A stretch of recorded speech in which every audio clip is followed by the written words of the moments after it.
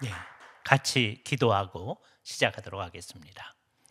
거룩하신 주님, 주님의 은혜 가운데에서 이 땅의 동성애 문제에 대해서 모든 사람들이 바로 알고 특별히 믿는 사람들이 앞장서서 이것이 얼마나 위험한 것인가를 이 세상 가운데 잘 드러낸 역할에 앞장서게 하심을 감사합니다. 특별히 155회 강좌를 하게 되었사오니 전체의 과정을 주께서 붙들어 주셔서 주님의 뜻에 좀 더 가까이 가게 하시며 문제의 근원을 정확히 알아갈 수 있도록 주께서 우리를 인도하여 주시옵소서. 우리 주 예수 그리스도의 이름으로 기도하옵나이다. 아멘. 예, 합동신학대학원대학교의 이승규 교수입니다. 오늘은 이 동성애 허용의 문제가 근원적으로 어디서부터 시작했는가 하는 것들을 우리가 생각을 해보려고 합니다. 현상으로서 사람들이 동성애를 허용하려고 한다. 특별히 영국이나 미국 같은 경우에 교회 공동체가 이것을 허용했을 때 어떤 잘못된 문제가 있는가 하는 것들을 우리가 이제 생각할 수 있죠. 자, 그런데 그 모든 것이 어디로부터 출발했는가 하는 것들을 우리가 알기 위해서 이제 논의를 한번 시작을 해 보려고 합니다. 주께서 이 땅 가운데서 어떤 말씀을 이 땅 가운데 드러내시기를 원하시는가 하는 것들을 생각을 해 보셨으면 좋겠습니다. 제일 처음에 우리가 생각해야 될 것이 뭐냐면 잘못된 성경관이 이 세상에 등장한 것이 문제이다라고 생각을 해야 돼요. 그러니까 이 세상에 성경 내용을 믿지 않고 성경 내용을 다 받아들이지 않는 사조가 등장한 겁니다. 그러니까 이 입장은 어떤 거냐면 성경 전체가 하나님의 말씀이다 그렇게 생각하지 아니하고 성경 안에 하나님의 말씀이 포함되어 있다라는 얘기를 하려고 하는 겁니다. 이런 입장을 우리가 흔히 자유주의적 입장이라고 얘기를 하거든요. 이 내용은 과연 어떤 결과를 나타내는지를 한번 생각을 해보도록 하겠어요. 이런 입장의 아주 대변인 같은 분이 아돌프 폰 하르낙이라는 분입니다. 1851년생인데 1930년에 이제 돌아가셨어요. 그러니까 19세기 후반 그리고 20세기 초를 살던 분입니다. 이따가 이제 자유주의 신학이 처음에 어떻게 등장했는가 하는 것을 생각을 할 텐데요. 예를 들자면 하르낙과 같은 분이 구약에 대해서 다음과 같이 말한 적이 있어요. 얼마나 놀라운 종교적 자료의 부요함인가. 종교 역사에 있어서 가장 오래된 때로부터 전달되어진 것이 이 책에 담겨 있다라고 얘기를 합니다. 그러면 사람들은 오해하기를 이 하르낙이라는 분이 종교 역사에서 가장 오래된 때로부터 전달되어진 것을 성경이 포함하고 있는 것으로 생각할 수 있구나라고 생각할 수 있겠지만 이분의 생각은 어떤 것이냐? 결국 성경에는 하나님의 말씀이 아닌 것이 많이 있다라는 것을 얘기합니다. 이분은 요한복음의 역사성을 거부합니다. 이분은 마태, 마가, 누가복음을 조금 더 신뢰를 해요. 그렇다고 해서 이분이 다 그걸 믿지는 않습니다. 그런데 요한복음이 얘기하는 것은 잘 받아들이지 않으려고 하는 거예요. 왜냐하면 요한복음은 상당히 후대에 나타났다 이렇게 생각하는 거예요. 나중에 또 얘기하겠지만 사도신경을 있는 그대로 받아들이고 모든 교회, 특별히 목사님들이 이것을 받아들여서 선포하는 것을 거부하는 입장을 생각합니다. 그래서 결국에 있어서는 일종의 사회 복음을 진작시키려고 하고 있는데요. 이분은 워낙 도르팟이라고 하는 지역에서 태어났어요. 오늘날 에스토니아 지역입니다. 그 당시에는 이제 러시아의 한 주였죠. 그러니까 만일에 이분이 이제 오늘날 태어났으면 이제 에스토니아 사람이었을 겁니다. 그러나 그 당시에는 이제 독일로 생각되어져서 그의 아버지가 테오도시우스 하르낙이었는데 그의 아버지는 실천 신학을 가르치는 교수님으로 도르팟에 있었던 분입니다. 그래서 이제 도르팟에 있는 제국 대학에서 공부를 한 다음에 대개 이제 독일에서 공부하는 분들은 이제 여러 대학에서 이제 공부를 하거든요. 오늘날은 이게 좀 더 없어졌습니다. 그런데 옛날엔 그렇게 했으니까 나중에 나이프치히 대학에 와서 이제 공부를 하고 거기서 이제 박사 학위를 하게 됩니다. 1874년에 소위 사강사라는 것을 하는데, 사강사는 대학에 공식적으로 직을 두지 않는데 그분이 강의를 개설할 수 있습니다. 학생들은 강의를 들을 수 있는 거죠. 그때 이분이 영지주의 또는 묵시문학 같은 것들의 내용을 가지고 이제 강의를 했어요. 상당히 많은 사람들이 관심을 가지고, 그러니까 1876년에 이분을 비상교수, 프로페서 익스트라오르디나리우스, 그러니까 항상 있는 교수님이 아닌 거예요. 그러니까 비상설 교수로 이제 임명을 하게 되어집니다. 1876년서부터 소위 교부들의 글들에 대해서 얘기를 하고 그것을 해석하는 비정기 간행물을 계속 간행하기 시작하게 되어집니다. 그러다가 1879년에 기센 대학에서 이분을 정상교수, 그러니까 정교수라고 생각하시면 됩니다. 교회사 정교수로 이제 불렀고요. 1882년서부터 계속해서 초대교회의 역사에 대한 텍스트를 제시하고 그것을 해석하는 간행문을 내도록 되어져 있습니다. 1881년도에 그 수도원이라고 하는 게 어떤 이상을 가지고 있었고 그 역사가 어떤 건가 하는 것을 이제 내게 되고, 수도원 운동을 파헤치는 저서를 내게 된 거죠. 이 5판이 1900년에 나왔는데 영어 번역은 이 5판에 근거해서 1901년에 나왔습니다.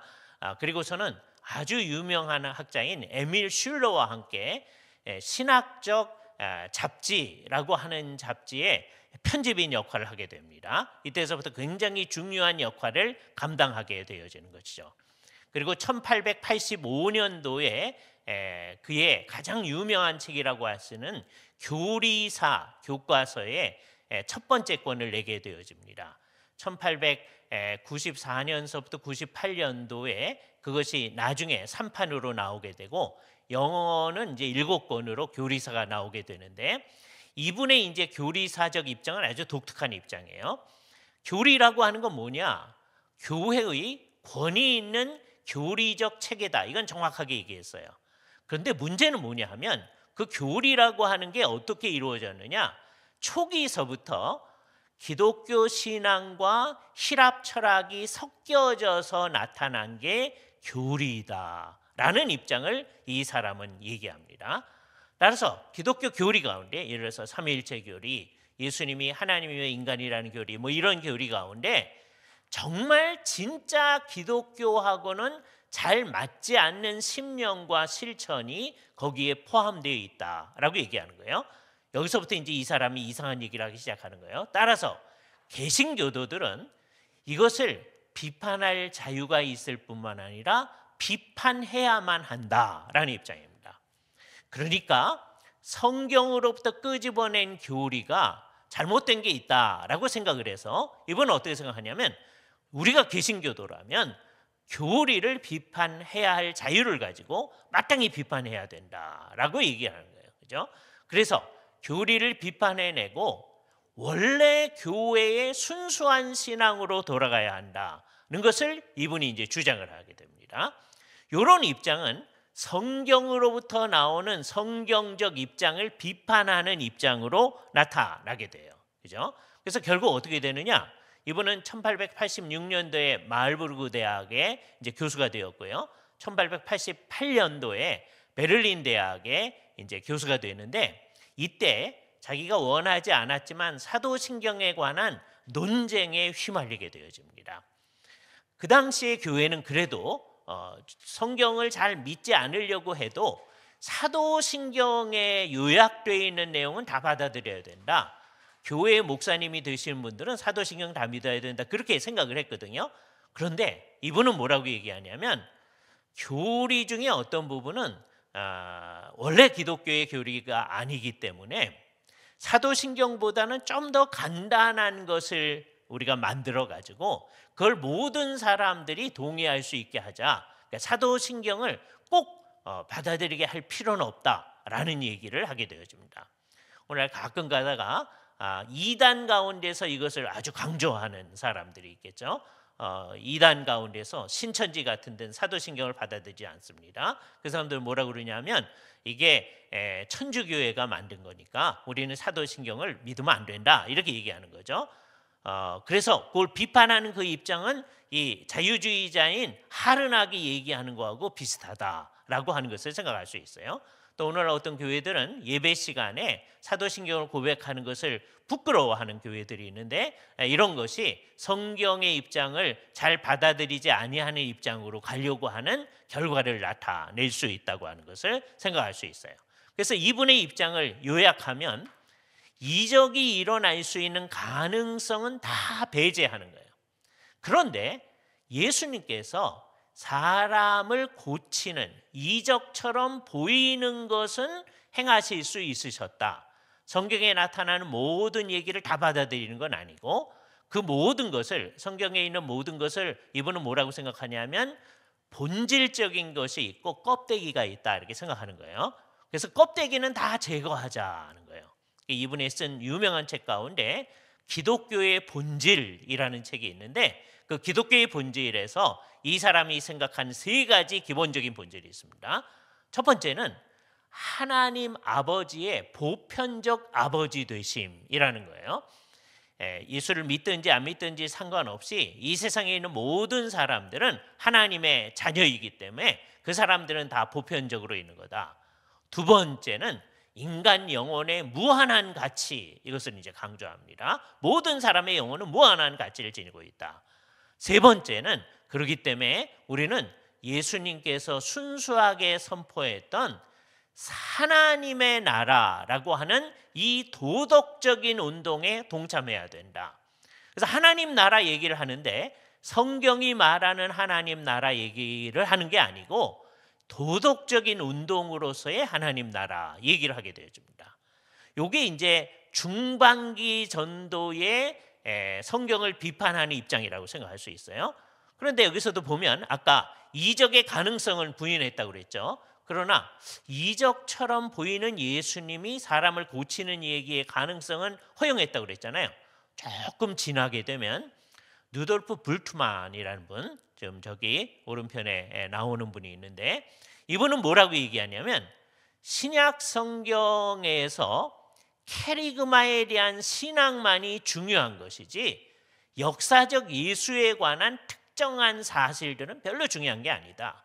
그러니까 신약 성경 가운데서 이분은 신약학자였거든요. 그러니까 구약은 거의 무시하셨습니다. 구약은 하나님의 말씀이라고 거의 생각을 안 한 거예요. 근데 신약 중에서도 예수님에 관해서 예수님이란 분이 살았다. 그리고 예수님이 십자가에 못 박혀 죽었다. 그런데 예수님이 죽은 다음에 그의 제자들 가운데서 예수님이 부활했다는 소식이 전해졌다. 그것만을 확인할 수 있다는 거예요.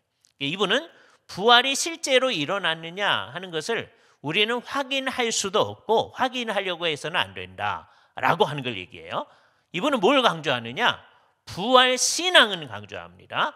부활 신앙은 예수님이 진짜로 부활했다는 것을 믿는 신앙이 아니고 예수님이 새로운 것을 하실 수 있는 능력이 있다라고 하는 것을 얘기하는 거예요. 그렇기 때문에 성경에 나타나는 모든 이적적인 이야기를 다 부인합니다. 그건 실제로 있었던 건 아니다. 후대의 사람들이 갖다가 붙인 것이다 라고 생각을 하는 것이죠. 자, 이렇게 되니까 그 함의는 결국 어떻게 되는가요? 성경에는 하나님의 말씀이 아닌 것이 있다라고 생각하는 거죠. 그러다 보니까 이제 성경 본문 하나하나를 가지고 하나하나 제거해 나가는 일을 하는 겁니다.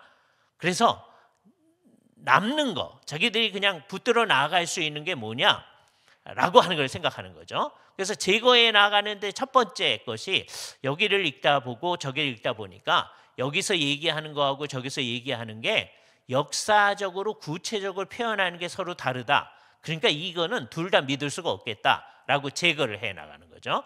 그러니까 성경을 기본적으로 안 믿으려고 하는 입장이에요. 그 다음에는 어떻게 되어지느냐? 자신들이 받아들이기 싫은 말씀들을 제거해 나갑니다. 그러니까 어떤 식으로 제거해 나가느냐? 초기에는 그것을 잘 설명해서 그 의미를 없애버려요. 대표적인 예를 이제 말씀을 드릴 거예요. 이따가 어떻게 성경 얘기를 인정하는 듯 하면서도 그것을 전부 다 없애버리는지를 얘기할 겁니다. 그러다가 나중에는 그런 모든 것들을 신화적 표현이라고 얘기합니다. 아까 루돌프 불트만 같은 경우에 있어서 대표적으로 이분이 성경에 표현된 것, 예수님과 관련된 것, 예수님이 뭐 동정녀 탄생했다, 무리를 걸으셨다, 이 모든 얘기, 그 모든 것은 예수님이 놀라운 일을 하실 수 있는 분이다 라고 하는 것을 표현하기 위한 신화적 표현들이다. 그러므로 우리는 그것을 비신화화해야 되는데, 그 비신화화한다는 것이 뭐냐? 성경을 없애버리는 게 아니라 신화의 본래적 의미를 설명해 내는 것이다 라고 하는 거거든요. 자, 이게 어떻게 발전해 가는지를 설명해 드릴 거예요. 맨 처음에는 성경에 있는 것 가운데 어떤 것을 설명해서 없애버립니다. 예를 들어서 오병이어 사건을 한번 생각을 해보세요.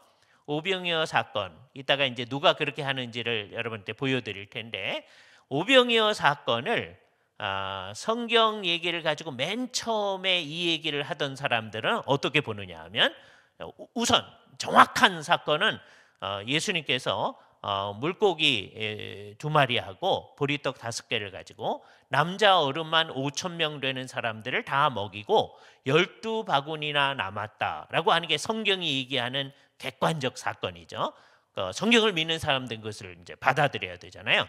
그런데 지금 성경을 비판적으로 읽는 사람들은 어떻게 하느냐? 초기에는 어떻게 했느냐 하면 다음과 같이 얘기하는 거예요. 성경을 잘 봐라. 거기 보면 안드레가 예수님께 여기 한 소년이 있는데 보리떡 5개하고 물고기 2마리가 있습니다 라고 해서 그걸 가져오지 않았느냐?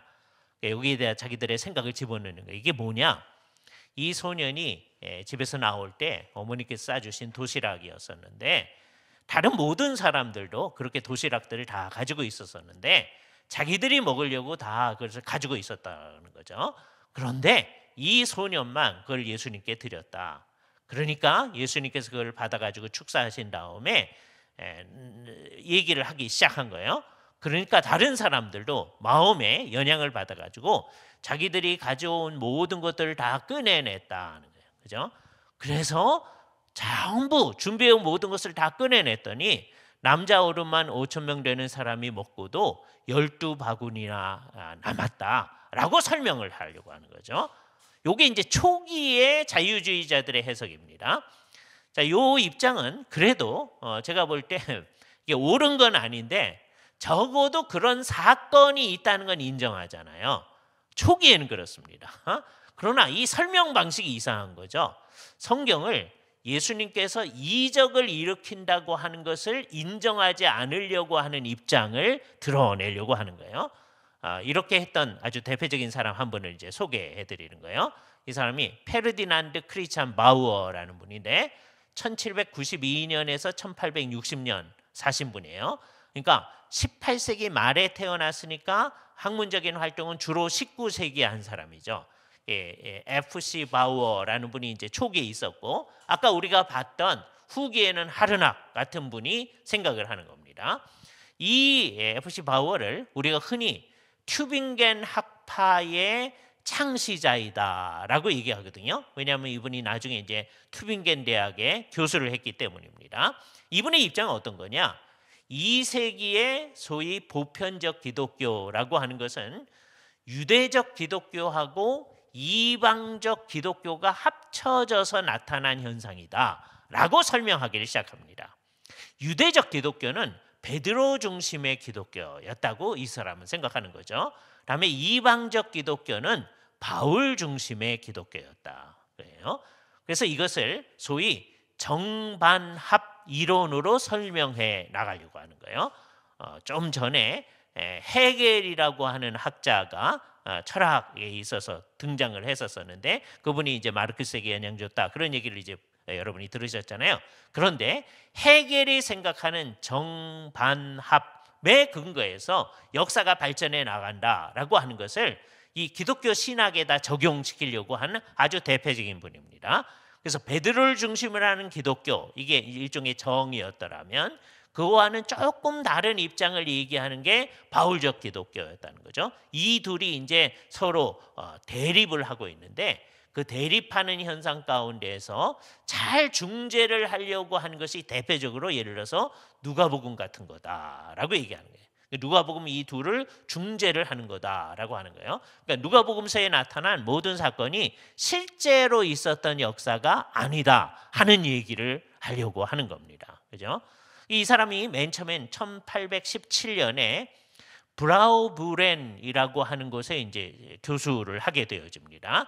1817년서부터 26년까지 거기에 이제 교수를 하는데 이분이 그때 낸 책 가운데 논문 가운데 상징과 신화라는 논문이 있어요. 고대의 자연 종교가 어떠한 것이었는가 하는 걸 내는 논문을 1824년, 25년쯤에 이제 발표를 했는데요.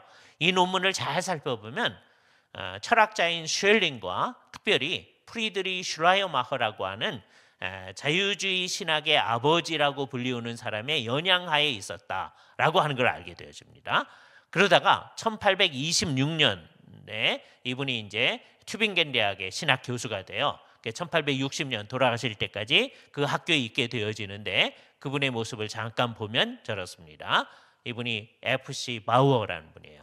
왼쪽에 있는 것이 조금 젊을 때의 사진이고 잘 보면 그 모습이 이제 오른편에 사진은 아니고 사람들이 열심히 그려놓은 것이죠.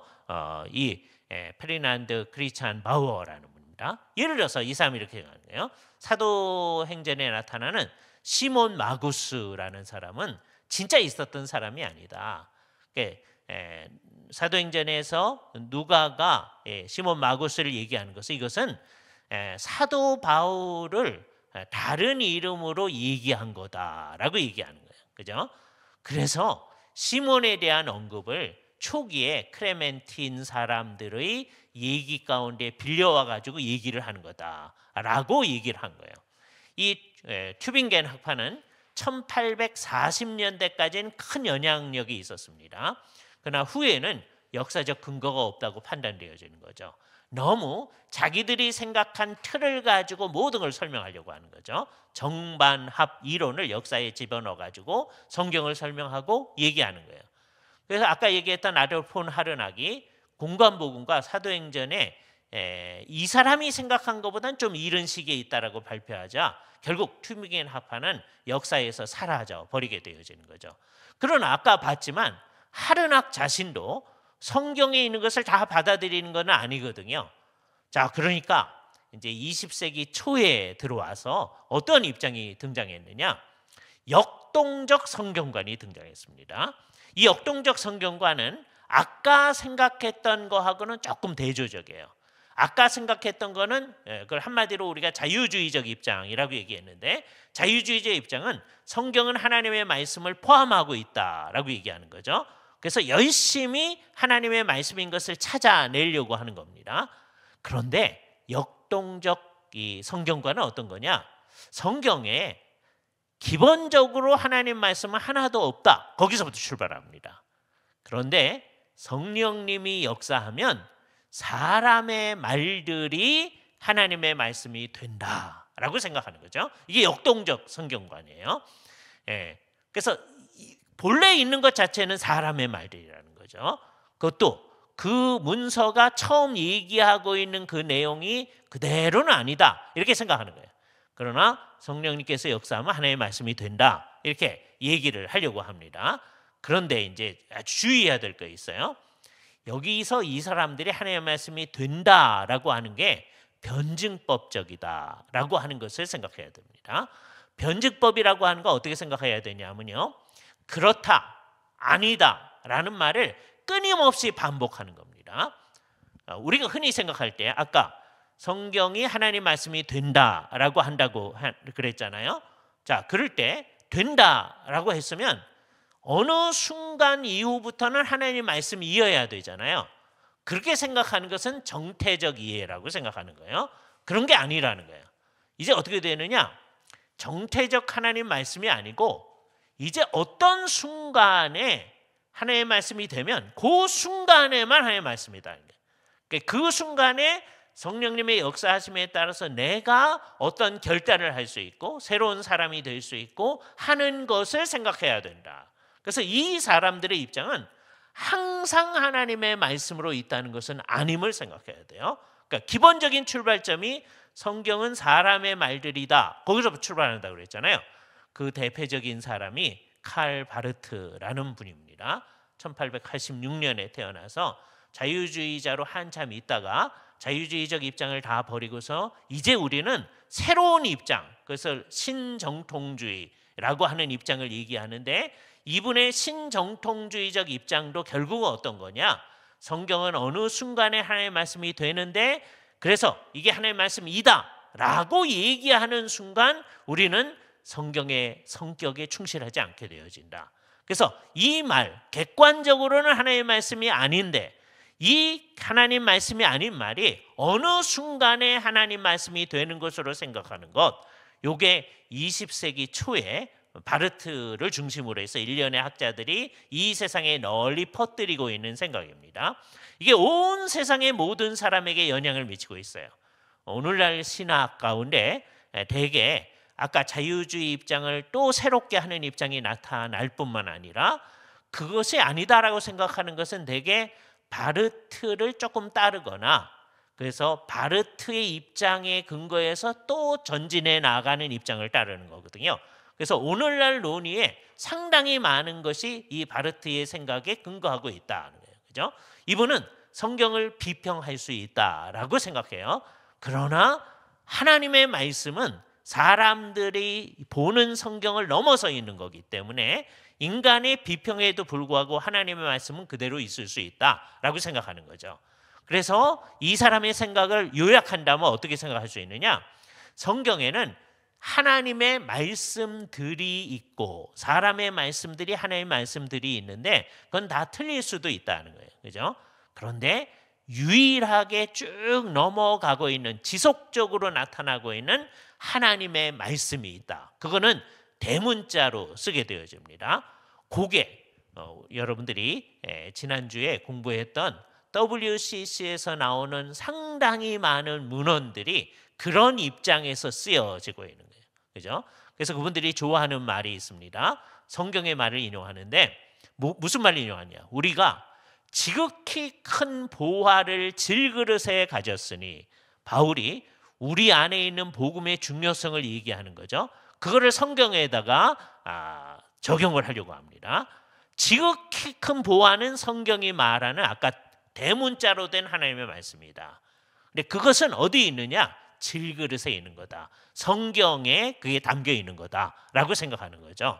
그래서 이런 입장을 이제 가지게 되면 맨 처음에는 이 사람들이 성경에서 얘기하는 어떤 것 중에 자기들이 생각하는 뭐 동성애를 반대하는 얘기를 찬송할 수도 있어요.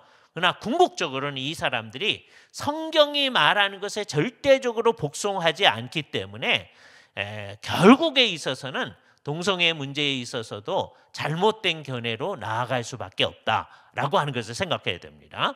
그렇다면 이런 입장과는 달리 성경을 그대로 믿는 입장을 대변하는 예를 하나만 대표해서 말씀을 드리도록 하겠습니다. 많은 사람들이 이 입장을 가지죠.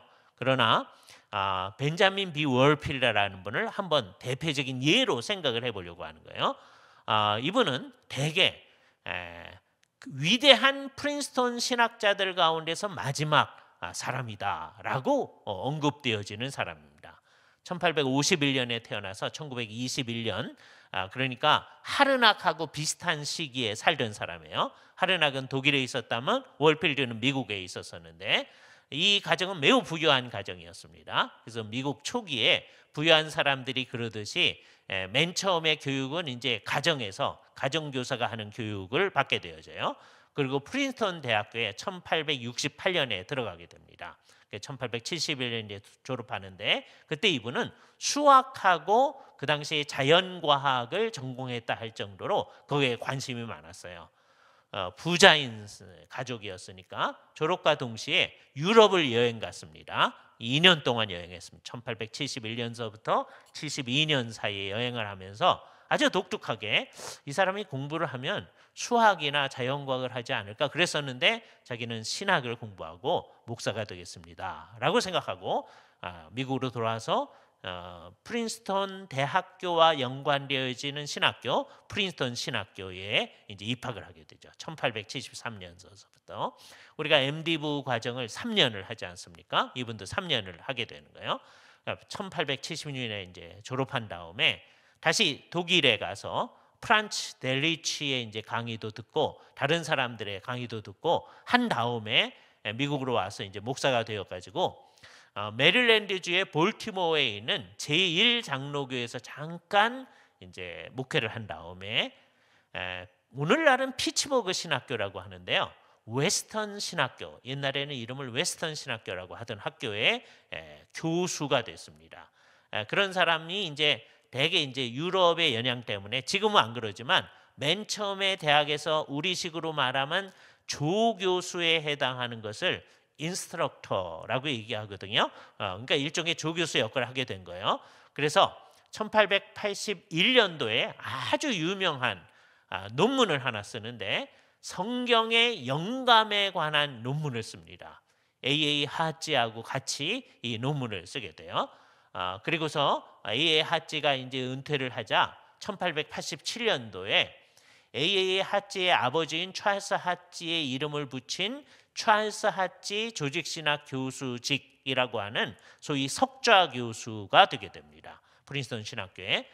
이때서부터 이분이 이제 돌아가실 때인 1921년까지 이분은 프린스턴 신학교에서 조직신학을 가르치는 분인데 34년 동안 프린스턴에서 가르칩니다. 그러니까 미국 장로교회 목사님들을 상당히 많이 가르친 분이죠. 자, 근데 이분의 입장을 한마디로 말하면 성경에 대한 교회의 교리는 1세기서부터 진짜 교회들이 믿어온 교리는 기본적으로 거룩한 저자들의 주장에 근거해야 된다라는 거예요. 성경의 저자들이 말하는 말에 근거해야 된다. 이게 전통적 입장이거든요.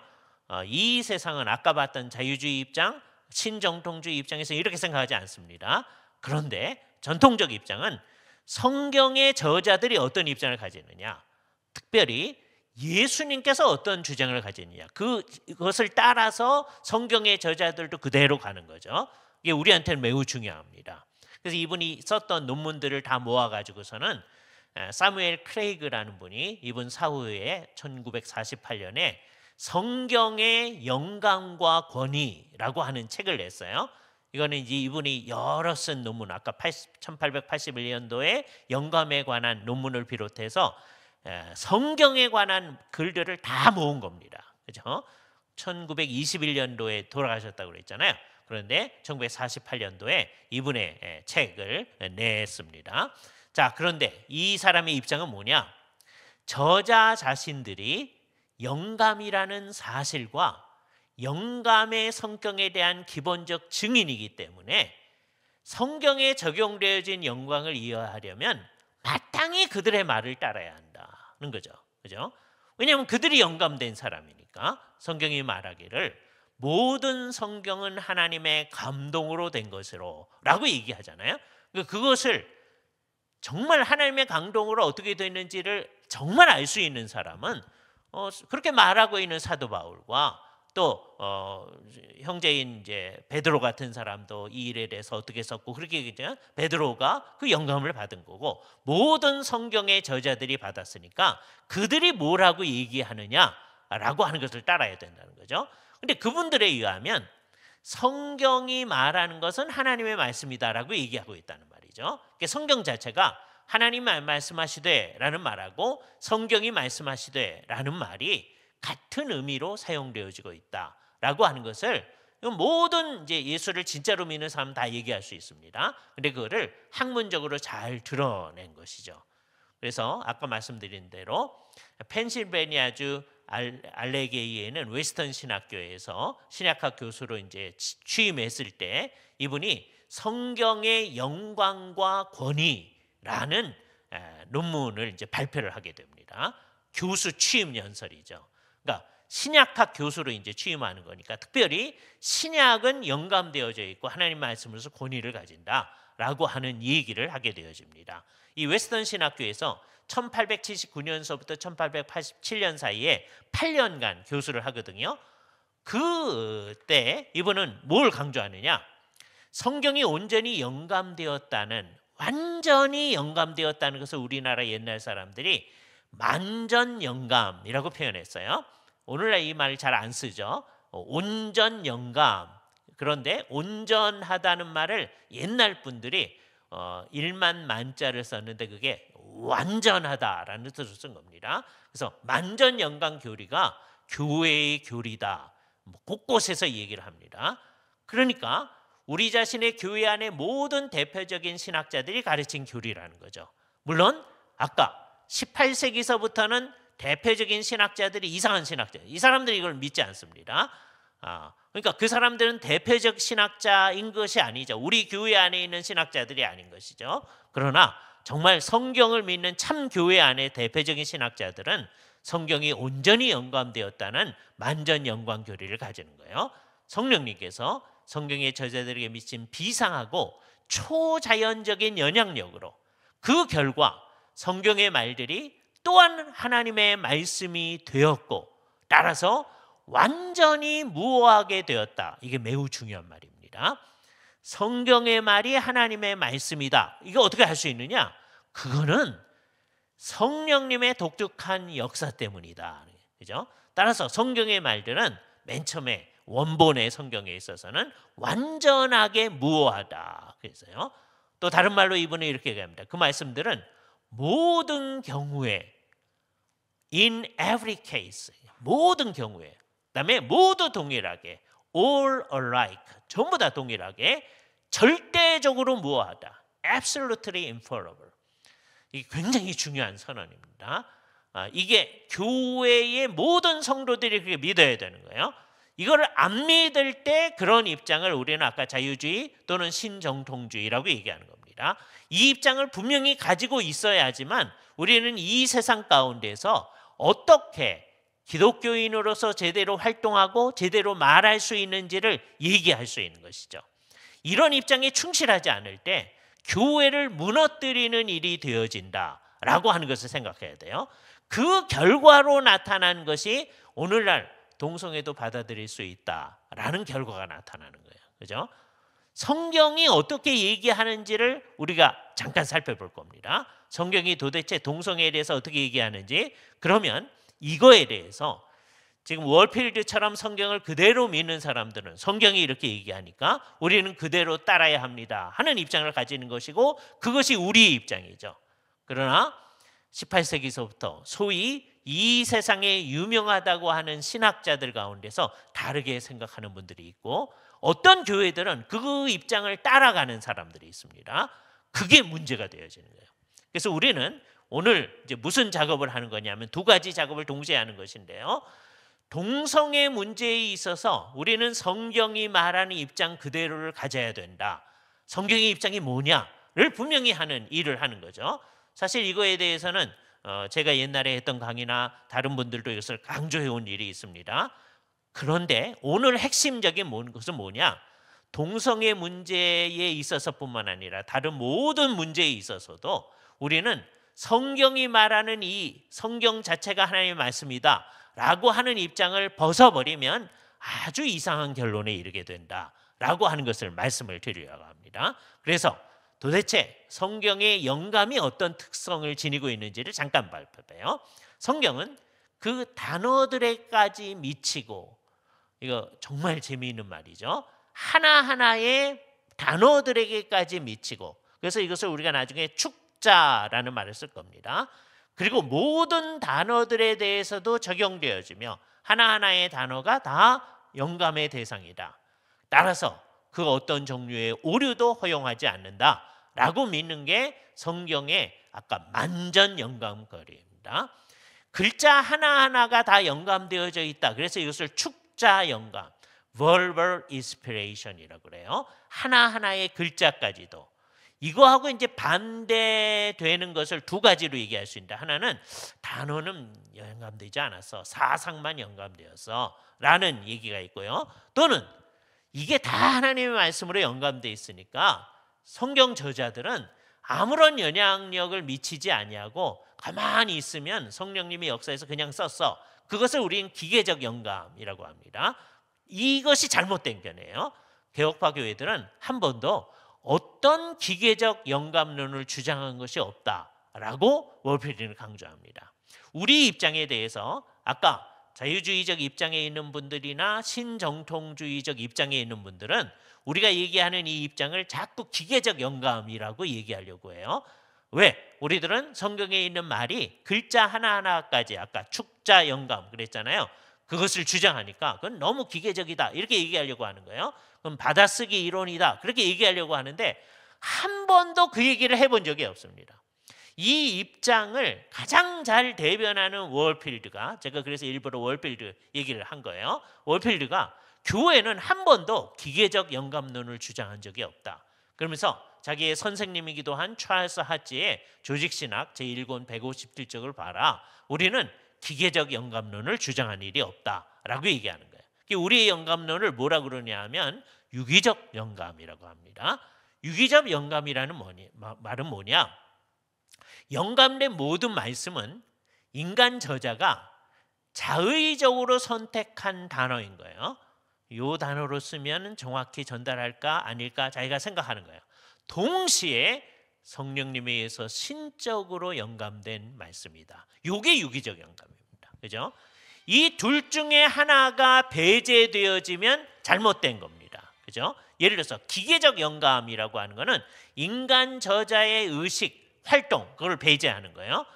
그래서 성령님이 다 했다고 얘기하는 거죠. 그러나 우리는 기계적 영감 얘기해 본 적이 없거든요. 인간 저자가 마태복음서를 쓸 때 마태가 이 단어를 사용하는 게 더 나을까 저 단어를 사용하는 게 더 나을까 자기가 생각하는 거예요. 그러나 그것이 동시에 성령님에 의해서 신적으로 영감된 말씀이다. 그래서 성경에는 인간적 특성들을 찾을 수 있다는 겁니다. 그죠? 우리는 그걸 찾기가 좀 어렵죠. 그러나 이제 1세기에 어떤 사람이 헬라어로 마태의 글을 읽으면 또 누가의 글을 읽으면 특히 누가의 글에서는 그 특성이 나타날 수 있는데 쭉 읽으면 아 이건 의사 선생님이 쓴 것이구나. 왜? 의사 선생님이 씀직한 단어들이 나타나는 거거든요. 예, 우리말로는 그걸 읽을 때 그렇게 쉽진 않습니다. 헬라어를 잘 아는 사람이 1세기 맥락에서 읽으면 그게 나타나는 거죠. 인간적 특성들이 나타나는 거예요. 그래서 그것이 잘 드러난다. 그러나 동시에 신적인 온전성과 무호성이 있다고 하는 것, 이게 유기적 영감입니다. 월필드가 하는 말을 다시 한번 인용합니다. 하나님께서 사도들과 함께 하셨고 그들의 주장을 그들 사역의 복주심으로 인치셔서 정신이 건전하고 솔직한 사도들이 축자 영감을 주장한 것을 당대의 교회가 그렇다고 인정하고 있다. 그들의 글에 그것에 반대되는 그 어떤 증거가 있지 않으면서 축자 영감 교리를 그 어떤 비평적 근거에서 반대하는 것은 게으른 것이다. 이 월필드의 말입니다. 그러니까 자유주의자들이 성경 가운데서 성경은 축자 영감 얘기 안 해. 이렇게 얘기하는 분들이 있거든요.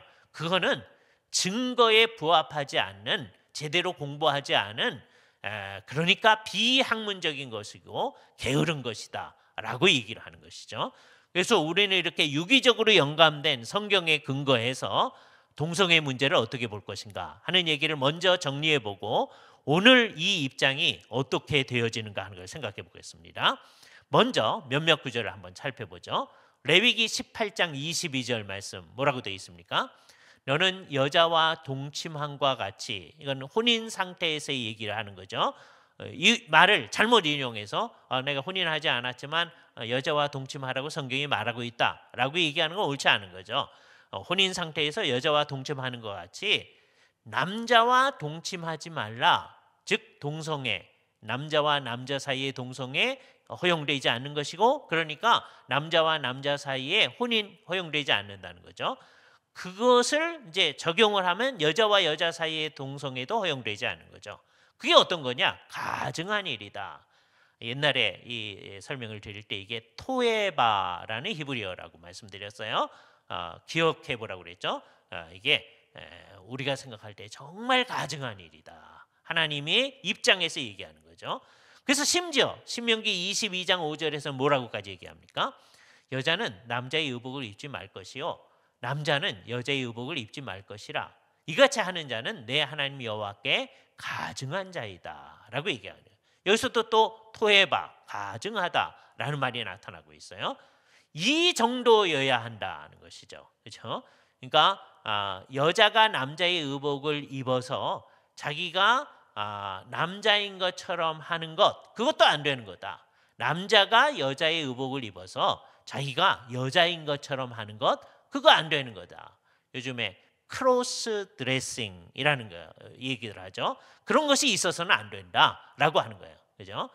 이제 자유주의자들은 여기서 이제 무슨 얘기를 하느냐 하면 왜 이런 옷을 입지 말라고 그랬느냐? 이게 동성의 관계로 나아가는 것을 막기 위해서 그런 게 아니고 이 상대편의 옷을 입는 거는 뭐 얘기냐? 이방 종교에서 어떤 여신을 섬길 때 남자 제사장이 여신의 옷을 입고 그 일을 행하는 것을 얘기하는 것이었다. 그래서 이것은 이교를 비판하는 말이지 정말 남자가 여자의 의복을 입는 것을 금하는 말은 아니다. 이렇게 설명을 하려고 합니다.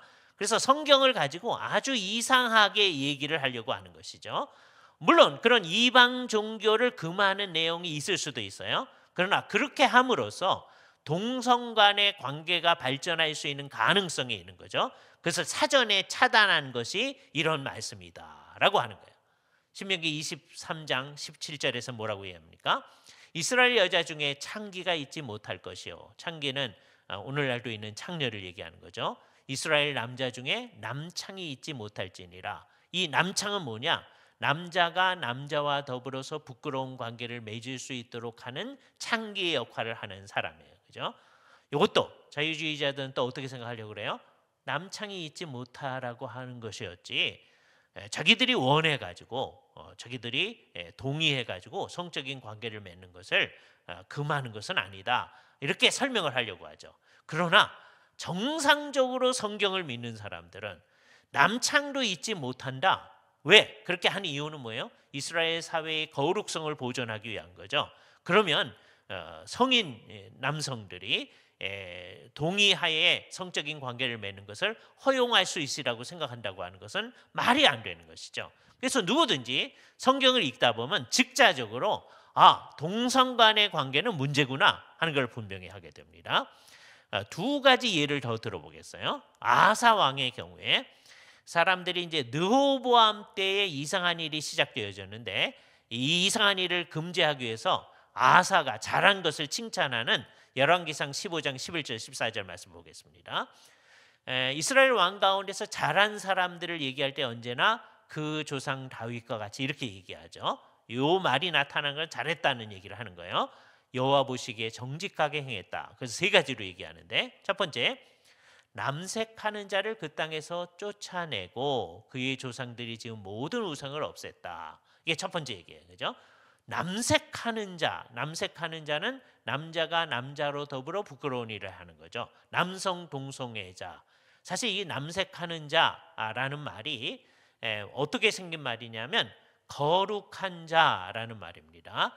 이게 나중에 이제 요시야의 글에서도 더 나타날 수 있는데요. 이게 어떤 거냐면 이교의 신들을 위함답시고 자기들이 이교의 신전의 제사장 역할을 하는 거예요. 그런데 이교의 신전의 제사장이 어떤 역할을 하느냐?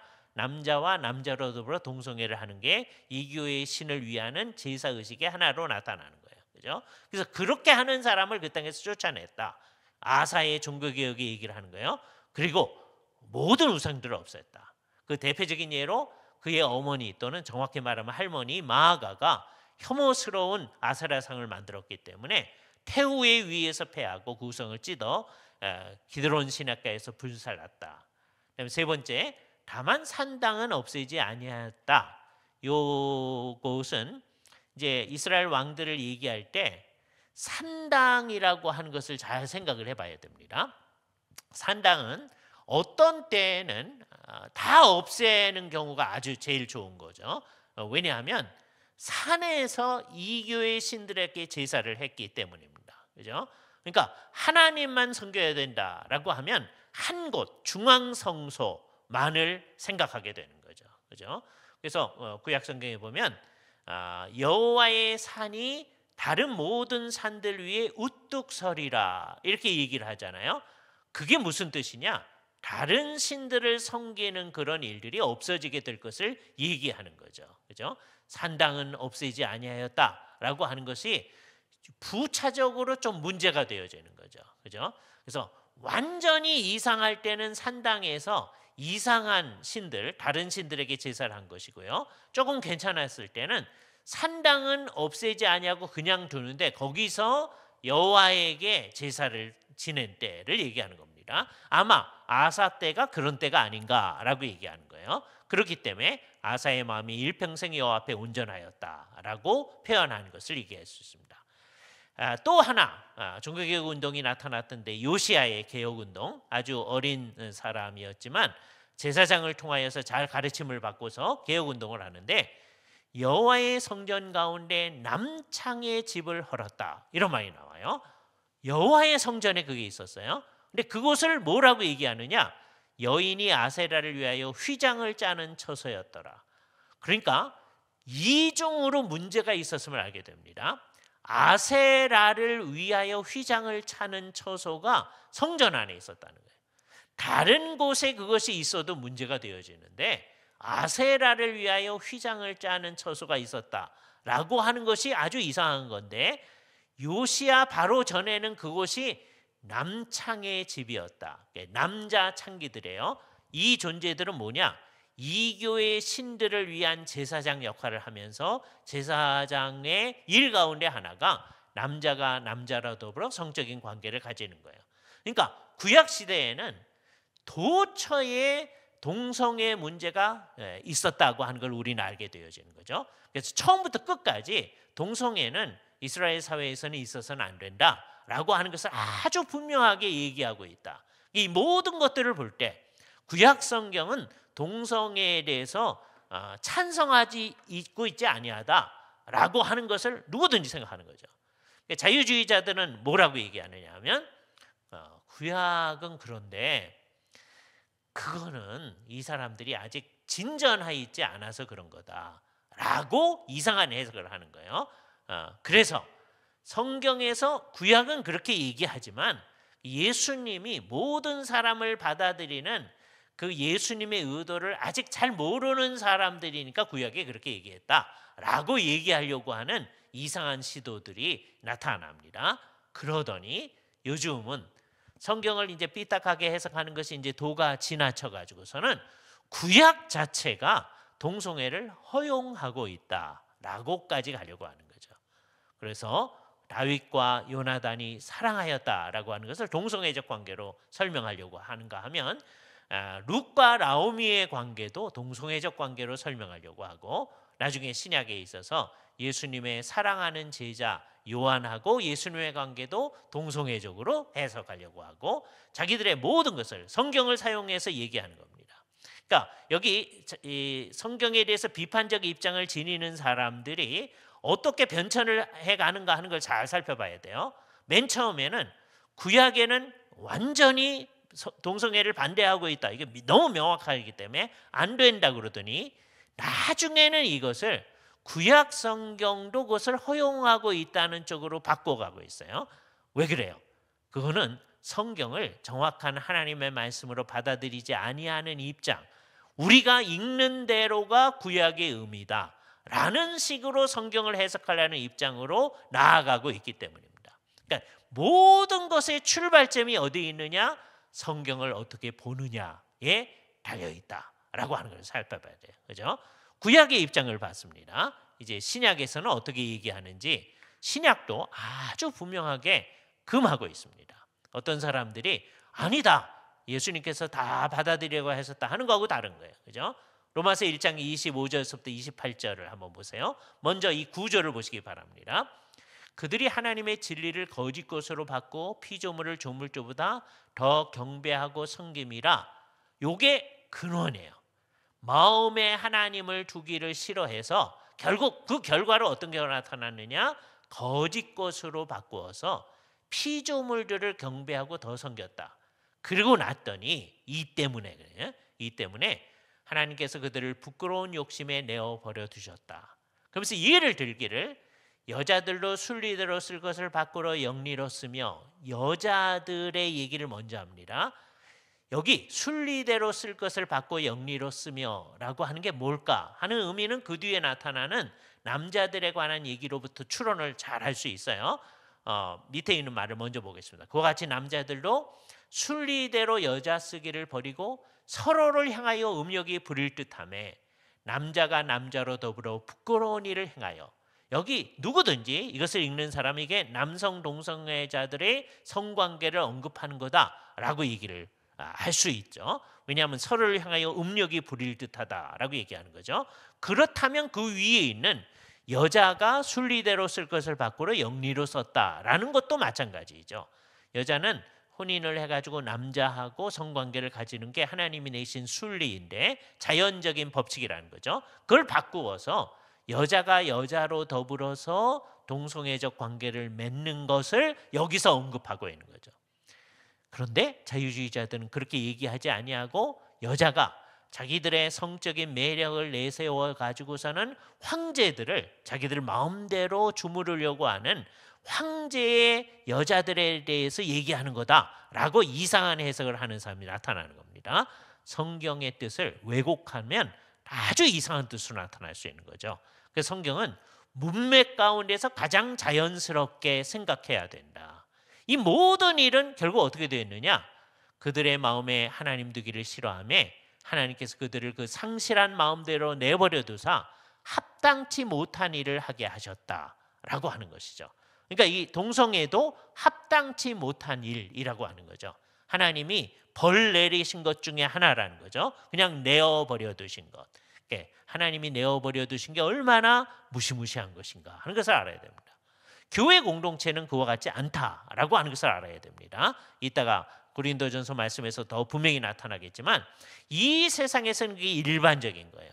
그래서 초대교회도 이 사람들은 오늘날처럼 동성애를 잘 알지 못하기 때문에 동성애를 반대했던 것이 아니고 저들 주변에 동성애가 아주 일반적이었음을 구약시대에도 마찬가지고 신약시대에도 마찬가지고 그 마음에 하나님 두기를 싫어했던 모든 사람들은 전부 다 동성애적 관계성으로 나아갔던 것을 알 수 있습니다.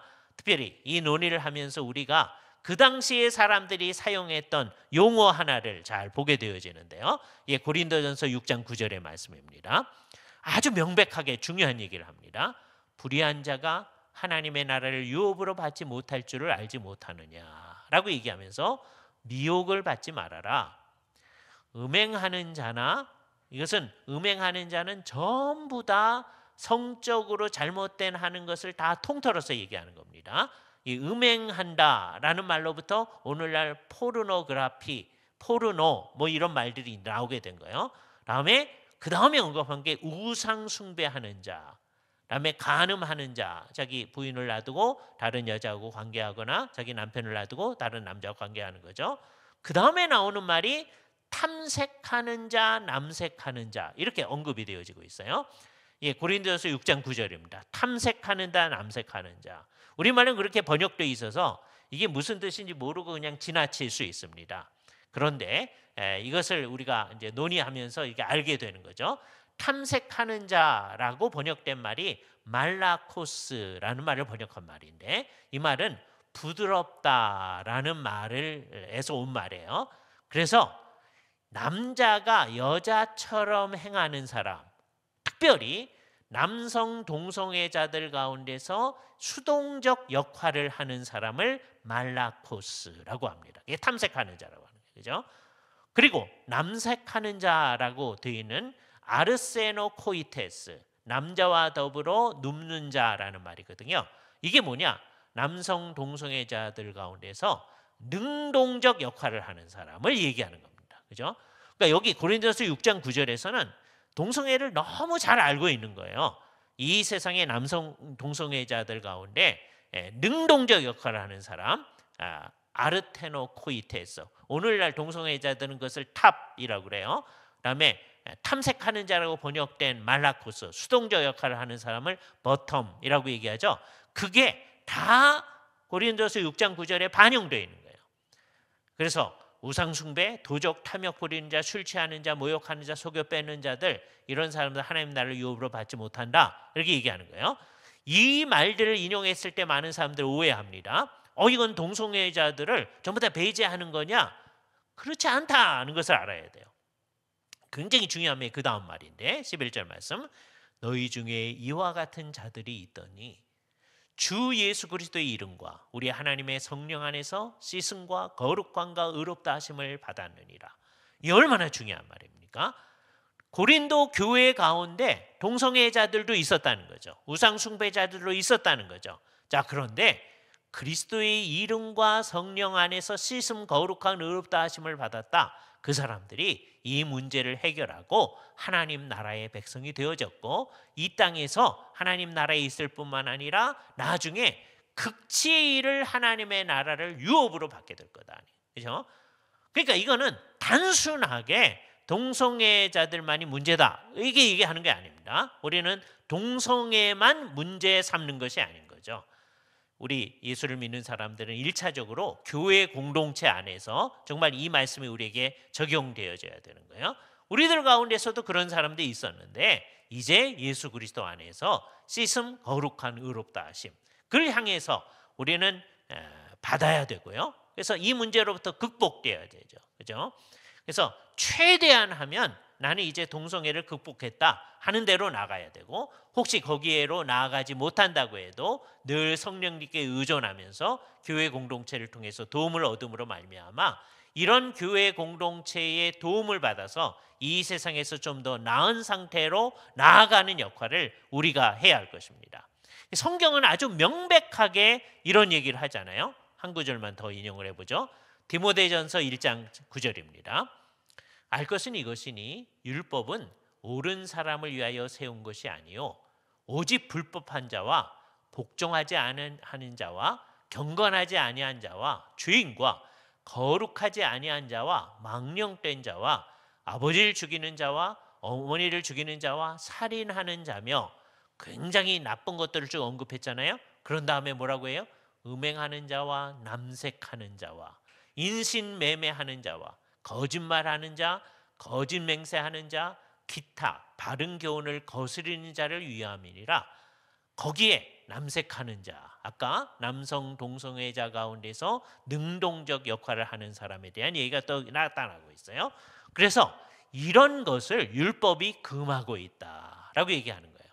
그래서 바울이 그것을 이어서 뭐라고 얘기합니까? 이 교훈은 내게 맡기신 바 복되신 하나님의 영광의 복음을 따름이니라 라고 얘기하고 있잖아요. 그래서 영광의 복음을 따라 얘기하면, 예수 그리스도를 정말 따라간다고 하면, 그래서 그리스도와 함께 죽고 살아났다고 하면 이제 동성애 문제로부터 벗어날 수 있는 모습이 우리 가운데 있어야 한다라고 하는 것이 분명해야 되는 거죠. 그러니까 성경은 구약이나 신약이나 모두가 다 잘못된, 동성애는 잘못된 것이다 라고 하는 것을 아주 명백히 하고 있는 거죠. 그죠? 그런데 유럽에 있는 교회, 미국에 있는 교회 가운데 우리처럼 이것은 성경이 말한 대로 금해져야만 합니다 라고 하는 교회, 이게 진짜 교회가 있습니다. 그런데 그렇지 않은 교회들이 있는 거죠. 예를 들어서 미국의 가장 큰 장로교회 가운데 가장 큰 교단인 PCUSA는 동성애가 있을 수 있다. 그리고 목사님 가운데서도 동성애자들도 목사가 될 수 있다. 그리고 목사님들이 동성애자들을 혼인하는 것을 주례할 수 있다. 이렇게 다 허용하는 쪽으로 나아간 겁니다. 미국 감리교회 가운데 아주 큰 UMC, United Methodist Church라고 하는데도 그렇게 나아간 것이죠. 그 사람들은 결국 성경을 다 하나님의 말씀으로 믿지 아니하는 일로부터 거기로 나아간 거예요. 그죠? 이게 우리의 오늘 얘기의 핵심인 거예요. 동성애 문제를 바로잡기 위해서는 하나하나 구체적인 문제를 바로잡을 뿐만 아니라 그 근원에 있어서 성경을 하나님의 말씀으로 그걸 전부 다 받아들이지 아니하는 일을 하지 않을 때 심각한 문제가 있게 되어진다라고 하는 걸 생각해야 돼요. 그래서 우리는 이 동성애 문제만을 가지고 이 문제를 이제 접근하지 말고 나중에는 우리 안에 있는 많은 문제, 성경을 따라가지 아니한 많은 문제들을 다 찾아내야 됩니다. 그렇죠? 그래서 그것을 우리 가운데서 정리해 나가는 역할을 해야 되는 거죠. 이 일의 대표적인 예가 뭐였느냐? 종교개혁이었던 거죠. 종교개혁 시대하고 우리 시대는 좀 성격이 다른데 종교개혁하기 바로 전에는요. 상당히 많은 사람들이 열심히 있었어요. 주님한테 열심히 있었어요. 근데 문제는 뭐였느냐? 성경대로 믿지를 않아요. 성경대로 예배를 하지 않아요. 근데 그게 문제라고 생각하지 않는 거예요. 그죠? 오늘날의 문제는 뭐예요? 이거보다 좀 더 심각한 거죠. 오늘날의 문제는 성경대로 안 하는 것은 당연히 안 할 뿐만 아니라 성경이 금하고 있는 동성애도 있을 수 있는 거다라고 얘기하는 쪽으로 이 세상이 얘기하고 그렇게 하는 게 관용 있는 쪽으로 가고 있는 세대예요. 자, 여기서 이제 우리가 하는 작업은 뭐냐? 첫 번째, 교회 공동체 안에서는 정말 종교개혁자들과 같이 동성애 문제뿐만 아니라 다른 모든 문제에 있어서도 여기서 이제 우리 안을 들여다봐야 됩니다. 성경의 근거에서 잘못된 게 있는가 하는 것을 정말 잘 살펴봐야 되는 거죠. 그런 게 있으면 우리 이걸 믿습니다라고 하는 것 가운데 비성경적인 것이 있으면 없애는 역할을 해야 됩니다. 그렇죠? 그 중에 아주 대표적인 게 지금 동성애 문제인 거예요. 그렇죠? 그래서 우리가 교회 안에도 들어오고 있는 이 동성애 문제를 이제 극복하려고 할 뿐만 아니라 우리는 그것뿐만 아니라 이제 이 세상과 관련해서도 여러 가지 활동을 하는 건데요. 왜냐하면 이 세상에 이제 차별금지법이 이제 입법화되어지면 지금 현재는 이 법안이 우리에게 나와 있는데 복잡한 과정 가운데서 아직 이 법안이 우리의 법은 안 된 상황 가운데 있어요. 이게 너무 감사한 일이죠. 그죠? 우리의 목표는 뭐냐? 이 차별금지법, 즉 포괄적 차별금지법이 대한민국의 법이 되지 않도록 하는 겁니다. 법안은 나와 있어요. 국회에 계류 중입니다. 저 사람들이 숫자도 되고 하니까 이걸 통과시키면은 이게 대한민국의 법이 될 수 있는 상황 가운데 있는 거예요. 그죠? 자, 그때 우리는 이 상황 가운데서 이게 우리나라의 법이 되지 않도록 하기 위한 이 운동을 계속하고 있는 겁니다. 그 운동의 궁극적 출발점은 결국 어떻게 되어져야 되냐? 우리는 결국 모든 것을 성경이 말하는 대로 해야 한다라고 하는 것을 철저히 믿는 것으로부터 해야 되는 거죠. 그죠? 그런데 신학이 잘못되어지고 18세기 이후서부터 점점 그렇게 나갑니다. 또 교회가 그 잘못된 것을 받아들입니다. 맨 처음엔 받아들이지 않다가 그걸 받아들이는 거예요. 자, 그러면 이제 어떻게 됩니까? 맨 처음에는 예를 들어서 성경은 다 하나님의 말씀은 아니다. 그 중에 하나님의 말씀인 거 있고 아닌 거 있다. 이렇게 가는 거죠. 자, 그러니까 아까 하르낙 경우에 있어서 사도신경 같은 경우에 사도신경은 성경에 있는 말씀을 잘 요약한 거거든요. 우리는 그걸 믿습니다. 그렇게 하는데 그거는 다 모든 사람한테 요구할 필요가 없는 거다라고 얘기하는 거죠. 그죠? 이게 위험한 거다. 그죠? 우리가 마땅히 믿어야 할 것 가운데 어떤 것들을 없애버리는 일을 해 나갈 때 결국 놔버리면 어떻게 될 거냐? 맨 나중에는 동성애도 허용할 수 있는 거다. 이렇게 돼 나가는 거죠. 이게 이제 어떻게 점점점 없어지게 되는지를 이제 말씀드릴게요. 대개는 나중에 예수님께서 다시 오실 거다. 문자적으로 다시 오실 거다라고 하는 것을 부인하는 일로부터 시작되어집니다. 그러니까 맨 마지막에 있을 일을 부인하는 거죠. 이거를 부인하는 사람은 동시에 뭘 부인하게 되어지느냐? 태초에 하나님이 천지를 창조하셨다는 걸 부인하게 돼요. 물론 그 말 자체는 받아들입니다. 교회라고 하는 거니까. 그러나 뭘 안 받아들이냐? 창세기 1장 2장이 말하는 대로 그 창조한 건 아니다. 이렇게 가는 거거든요. 여러분 주변에서 조금 자유스러운 교회에 출석하는 분들한테 그중에 이제 신학 공부를 좀 한 사람한테 정말 자세하게 물어보시기 바랍니다. 예. 당신은 성경이 말하는 대로 하나님께서 창조를 하셨다고 믿습니까? 그러면은요, 아주 솔직한 분들은 얘기를 합니다. 제가 신학대학원 3학년 때 저하고 같이 같은 교회에서 섬기시는 전도사님 한 분한테 질문한 적이 있어요. 그분은 워낙은 서울대학교 나온 다음에 중국 선교를 하기 위해서 신학교를 가야 되겠다. 그래서 중국 선교를 위해서 신대원 다니면서 교회 공동체에서 중국어 공부한 자매한테 중국어 열심히 배우고 아주 열심히 있는 분이었습니다. 그런데 이제 이를테면 우리가 얘기하는 자유주의적인 또는 신정통주의적 입장을 표방하는 학교에서 이제 공부를 하셨어요. 그때 그분이 신대원 1학년 때 교수님들이 성경은 다 하나님의 말씀은 아니다. 그러니까 그것 때문에 대판 싸웠던 분이거든요. 교수님들하고. 근데 나중에 신대원 3학년 때 제가 여쭤봤더니 물론 하나님께서 이 세상을 창조하셨다고 믿지요. 그러나 창세기 1장 2장이 기록한 대로 창조했다고는 안 믿어요. 그러시더라고요. 그죠? 이런 것이 다 쌓여지면 결국 어떻게 돼요?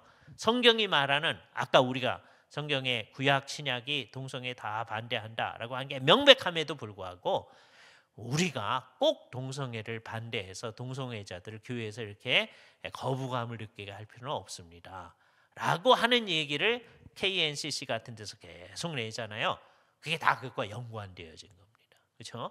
그래서 마치 이 세상에 교회가 동성애 문제에 대해서 두 가지 다른 견해를 나타내는 듯이 우리처럼 이건 안 된다. 성경이 반대한다. 교회는 반대한다. 이렇게 얘기하는 사람이 있는가 하면 어떤 사람들은 굳이 그거 얘기를 해가지고 그것을 문제 삼을 필요가 뭐 있냐. 괜히 동성애자들을 교회에서 쫓아내는 결과를 나타내지 말자. 이런 사람들이 있는 이거 안 되는 거죠. 그죠? 그래서 이 두 가지 입장이 마치 교회 안에 다 있는 것처럼 하면 안 될 것이다. 그죠? 그래서 우리가 먼저 뭘 분명해야 됩니까? 성경을 있는 그대로 처음부터 끝까지 다 하나님의 말씀으로 받아들이는 이 일을 명백히 해야만 한다. 그죠? 그래서 제가 오늘 드리는 말씀은 바로 그겁니다. 이 동성애에 대해서 허용하게 되는 모든 일의 출발점이 결국은 어디서 나타나느냐?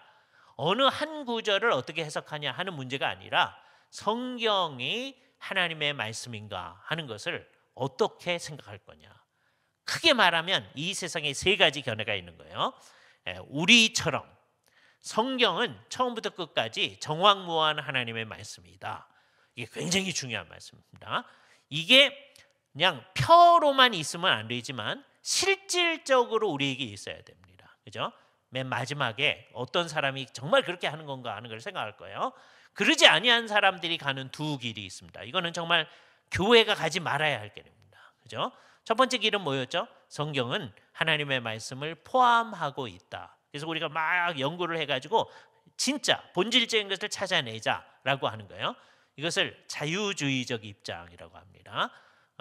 18세기, 19세기, 특히 19세기에 모든 이제 자유주의적 신학이 이 세상에 나타나고, 그다음에 오늘날은 소위 새로운 자유주의, 경제학에서 말하는 신자유주의하고는 상관없어요. 성경에서 하나님의 말씀인 것을 찾아내자 하는 입장이 한 부류가 있고요. 그게 우리가 가지 말아야 할 대표적인 길입니다. 또는 이것을 비판하면서 나타난 신정통주의적인 입장. 성경은 사람의 말이지만 성령님이 역사하면 하나님의 말씀이 돼서 그때 이제 주의해야 되는 거예요. 그 말을 잘 알아들어야 됩니다. 하나님의 말씀이 됐으니까 이게 하나님의 말씀이다. 그거면 그거 아니라는 거예요. 그죠? 하나님의 말씀이다와 아니다라고 하는 것을 반복해야 되는 거예요. 그게 신정통주의적 입장. 칼 바르트의 입장이 그런 거예요. 왜? 순간에만 하나님의 말씀이기 때문에. 그럼 그 순간과 관련해서 내가 새로운 사람이 되고 내가 예수 그리스도에게 속한 사람이 되는 모습이 되어지는 것, 그게 중요하지. 요 말은 객관적으로는 하나님의 말씀이 아니다. 그렇게 얘기하는 거예요. 바르트의 글에 보면요, 성경은 하나님의 말씀이다라는 말이 있어요. 그런데 어떻게 되냐? 그 다음에 어떤 의미에서의 하나님의 말씀이냐? 꼭 그렇게 묻습니다. 그거는 성령님이 역사하는 그 순간에 하나님의 말씀이 된다라고 하는 거죠. 이거는 좀 더 위험한 입장이라고 말할 수 있어요. 왜냐하면 아까 자유주의자들처럼 하나님의 말씀이 아닌 게 있다 그러면 사람들이 경계를 좀 하거든요. 근데 이쪽 입장은 이게 하나님의 말씀이 된다. 그래 하나님의 말씀하고 우리가 관련할 수 있다는 거네라고 오해를 할 수 있기 때문에 이게 갈 길이 아니다라고 하는 것을 분명히 해야 돼요. 그럼 우리는 성경이 하나님의 말씀이라는 걸 정확히 믿는 사람들이잖아요. 그걸 분명히 하죠. 그런데 이게 진짜인가 하는 걸 배워야 됩니다. 우리들 가운데 성경을 정말 믿는다고 하는 사람들 가운데 이게 그냥 구호로만 있는 사람이 너무 많습니다. 그렇죠? 하나님의 말씀이라고 하면서요. 읽지도 않아요. 연구하려고 하지도 않아요. 그 말씀과 관련하지도 않아요. 그거는 실질적으로는 하나님의 말씀이라고 생각하지 않는 게 되어집니다. 이게 무시한 거예요. 그죠? 그걸 우리는 뭐라 그러냐? 죽은 정통이라고 합니다. 그죠? 이 죽은 정통과 조금 연관되어진 것이 예를 들어서 성경에서 우리가 오늘 얘기했던 이 동성애 문제에 대해서 이게 있어서는 안 된다. 너희 가운데 그런 사람들이 있었는데 이제 새롭게 되어져야 된다 하는 얘기를 정말 그에 반응하지 않는 사람들. 그렇죠? 두 종류의 사람이죠. 자기가 동성애자인데 나 예수님을 믿습니다. 그러나 이 동성애 문제는 끊기 어려우니까 그냥 내가 이 정리하지 않아도 예수를 믿는 사람으로 나를 간주해 주십시오 하는 사람도 문제지만 이 문제에 대해서 그냥 그건 그 사람의 문제지 나는 상관할 거 없어. 우리는 거기에 대해서 관심을 안 가져도 돼 라고 하는 입장도 사실은 죽은 정통에 가까울 수 있다는 거죠. 그죠? 우리가 하는 일은 어떤 거냐? 첫 번째, 교회 공동체 안에서 정말 하나님의 말씀이 성경이 하나님의 말씀으로 작용할 수 있도록 하는 일을 하는 것. 그게 이제 우리의 제일 중요한 입장입니다. 그다음에 부차적으로 그리고 그게 이제 우리의 본래적인 일이긴 한데 이 세상 사람들 안 믿는 사람들에게도 영향을 미쳐가지고 우리나라의 이 포괄적 차별금지법이 통과되지 않도록 하는 거. 왜냐하면 이게 통과되고 나면 이 세상에 너무 복잡한 문제가 생겨질 뿐만 아니라 더 나아가서 하나님의 뜻에 적극적으로 반항하는 일이 노골화되어질 것이기 때문입니다. 그리고 그것이 믿는 사람인 우리에게도 굉장한 어려움을 줄 것임이 명약관화하게 보이기 때문입니다. 그죠? 이것을 미리 경험했던 서구의 사람들이 우리한테 미리 경고를 주는 이유가 여기 있는 것이죠.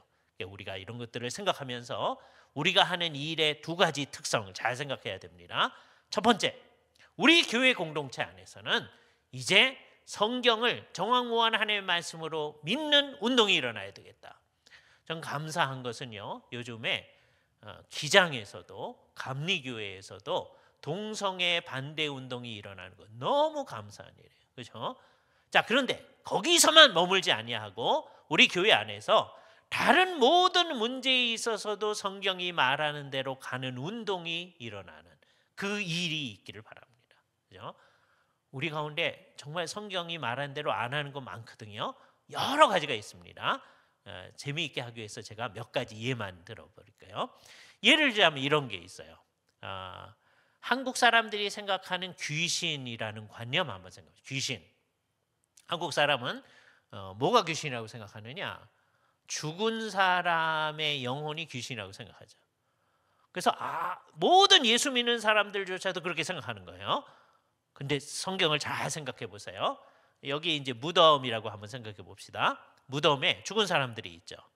자, 그 중에 이쪽은 예수를 믿고 죽은 사람들이라고 생각해 보십시다.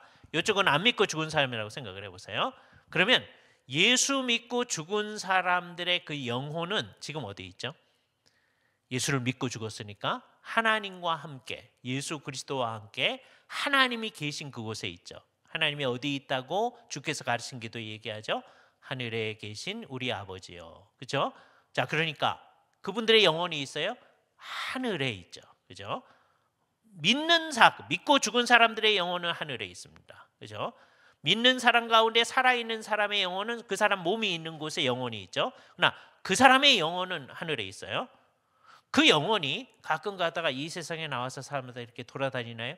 안 그렇거든요. 안 믿는 사람의 영혼은 어디 있죠? 그 사람들의 영혼은 지옥에 있다고 우리가 믿잖아요. 그래서 우리가 전도에 힘쓰잖아요. 그죠? 그 사람이 죽기 전까지 예수를 믿지 아니하면 그 사람들의 영혼이 지옥에 있다고 생각합니다. 그죠? 이게 분명한 사실이죠. 그러면 무덤 근처에 죽은 사람의 영혼이 돌아다니면서 우리가 귀신을 만날까 이렇게 걱정하면 되나요? 안 되는데도 상당히 많은 예수 믿는 사람들도 무덤 근처에 있는 것을 싫어합니다. 무서워합니다. 이 성경을 성경대로 안 믿는 거죠. 그렇죠? 동성애가 성경에서 반대된다. 그걸 우리 반대해야 된다. 그것만큼 중요한 게 귀신에 대해서 비성경적 관념 지니는 거 그거 없애야 되거든요. 그렇잖아요. 그러니까 이상한 것들은 전부 다 없애야 되는 거예요. 성경이 얘기하지 아니하는 모든 것들은 우리에게 없어져야 됩니다. 어떤 사람들이 자기네가 뭘 만들어내는 게 있어요. 주님을 섬긴다고 하면서. 그래서 천주교에서 누가 아프다 그러면 빨리 성당에 가가지고 성수를 떠와가지고요. 그 막 뿌리면서 기도합니다. 성경에 성수 뿌리면서 기도하면 낫는다 그런 거 어디 있어요? 그런데도 불구하고 사람들이 자꾸 하죠. 왜? 옛날에 그렇게 했다 보니까 나았으니까. 성경하고 상관없이 신앙생활을 하는 거예요. 그게 우리 가운데 없어져야 할 것이죠. 그죠? 그런 것들을 잘 생각해야 되는 거예요. 그중에 우리는 대표적으로 동성애 문제는 성경 가운데서 아주 명백하게 이건 너희 가운데 있어서는 안 되는 일이다. 이 세상에서는 그런 게 비일비재하게 있어 온 것이죠. 역사 가운데서 사람들은 계속해서 동성애하고 같이 살아왔어요. 교회 공동체도 그런 사람들 가운데서 예수를 믿게 됐습니다. 그러나 이 사람들이 예수를 믿자 성령님과 예수 그리스도의 도움으로 그 문제로부터 벗어나는 일이 있었어요. 이게 교회 공동체가 하는 일이죠. 우리는 동성애만 문제를 극복하는 게 아니라 모든 문제에 있어서 각 교단에서 비성경적인 모든 것들이 극복되어지는 노력들을 해야 합니다. 그죠? 그러려면 기본적으로 우리 가운데 있어야 할 기본적 사상이 뭐예요? 성경은 정확무오한 하나님의 말씀이다 라고 하는 것이 분명해야 할 것입니다. 제가 어렸을 때에는 성경은 정확무오한 하나님의 말씀이다 라는 말이 일반적으로 언급되는 말이었습니다. 근데 오늘날 그 말이 자취를 감추고 있습니다. 굉장히 보수적인 교회에서도 잘 사용을 하지 않아요. 이 심각한 문제인 거죠. 그죠? 현실적으로 성경을 정확무오한 하나님의 말씀이라고 생각하지 않고 성경에 따라 살지 아니하는 우리의 모습을 단적으로 보여주는 증거입니다. 우리는 이것으로부터 벗어나야 됩니다. 성경이 도대체 우리를 이끌어 나아가려고 하는 그 방향이 뭔지. 그래서 오늘 그 말씀을 드린 거예요.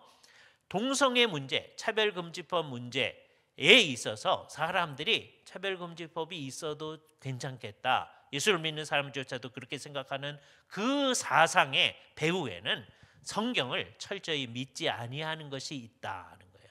그러니까 성경을 철저히 믿으려고 하는 그 운동, 그게 우리의 운동이죠. 그게 종교개혁자들의 운동입니다. 종교개혁자들은 성경에 근거해서 우리의 믿는 것 가운데 비성경적인 것을 없애버리려고 한 거예요. 우리의 예배 방식을 살펴보면서 예배를 하면 무조건 다 좋은 게 아니고 이거는 비성경적인 예배다. 그건 없애버린 거예요. 그죠? 그 대표적인 예로 옛날 천주교회 때는 예배당에 언제나 십자가가 있고요. 십자가에 예수님 상이 이렇게 있었습니다. 고난 받는 상. 그래서 고상이라고 그랬어요. 종교개혁을 하자 어떤 일이 벌어졌느냐? 그 상을 없애버리는 일이 나타난 거예요. 그죠? 심지어는 예배당 안에는 십자가조차도 없애버리는 일이 나타난 거예요. 그게 개혁된 교회의 특성이었습니다. 우리는 오늘날 이것에 주의하지 아니하는 모습이 곳곳에서 나타나고 있어요. 이 모든 일이 어디서 출발하느냐? 다 성경에 근거해서 하려고 하는 것을 철저히 하지 않는 데서 나타나는 거죠. 그죠? 그래서 우리는 종교개혁자들을 따라가야 됩니다. 우리의 믿는 것 가운데 비성경적인 거 없애고요. 우리의 예배 가운데 비성경적인 거 없애고 우리의 교회 조직 가운데 비성경적인 거 없애고 다음에 동성애 문제처럼 우리의 사는 것 가운데 비성경적인 거 없애는 것. 이게 제일 어려운 문제입니다. 믿는 거 고치는 거 쉬워요. 실질적으로 어렵지만 예배 고치는 거 굉장히 어려워요. 그러나 그거에 비하면 이 사는 방식을 고치는 거 그거 굉장히 어렵습니다. 성령님이 인도하시는 대로 성경이 제시하는 원칙에 따라 사는 그 일, 그 중에 하나가 이전의 동성애적 삶의 방식을 사는 사람들이 그걸 고치고 주님이 원하시는 뜻대로 나아가는 것이죠. 우리는 그것을 돕기 위한 후원자로서 이 세상에 우리의 역할을 잘 해야 할 것입니다. 우리의 모든 것이 출발점, 성경이 정확무한 하나님의 말씀이다라고 하는 것을 철저히 믿고 따라가는 그 일에 우리가 앞장섰으면 합니다. 다 같이 기도하시죠. 거룩하신 주님, 오늘도 우리에게 시간을 주셔서 성경을 어떻게 믿는가 하는 그 성경관이 이 동성애 문제에 있어서도 모든 문제의 원인이 되어질 수 있음을 우리가 오늘 살펴봤습니다. 이 시간 우리가 동성애 문제를 정말 성경적으로 정리할 뿐만 아니라 그것을 넘어서서 성경을 어떻게 대하고 그 성경과 우리의 관계를 어떻게 하느냐 하는 것을 명백히 알 수 있게 하여 주시옵소서. 이 방송을 듣는 사람들마다 저희 심령 가운데 성경이 가르치는 바른 성경에 대한 이해, 우리 주 예수 그리스도께서 가지셨던 그 성경에 대한 이해, 사도들이 가졌던 성경에 대한 이해가 우리 안에 있어서 우리도 정말 하나님께 순종하기 위해 성경의 말씀을 제대로 깨닫고 하나님의 말씀을 순종해 나아가는 것이 어떻게 이 세상 가운데서 성경을 바로 해석하고 그것을 따라 나가는 것과 밀접히 연관되어 있는지를 깨닫고 그 일을 수행해 나가는 사람으로 있도록 하여 주시기를 간절히 원하옵고 이 모든 말씀을 우리 주 예수 그리스도의 이름으로 기도하옵나이다. 아멘. 수고하셨습니다.